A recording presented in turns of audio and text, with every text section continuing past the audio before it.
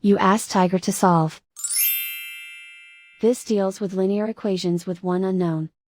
The final result is z equals 10. Let's solve it step by step. Simplify the expression. Expand the parentheses. Simplify the arithmetic. Group all constants on the right side of the equation. Subtract 15 from both sides.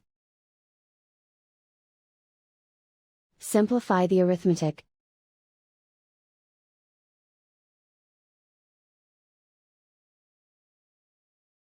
Isolate the z.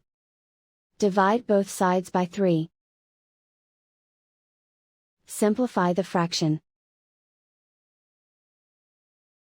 Find the greatest common factor of the numerator and denominator.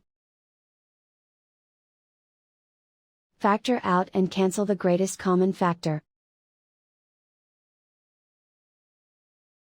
And so the final result is z equals 10.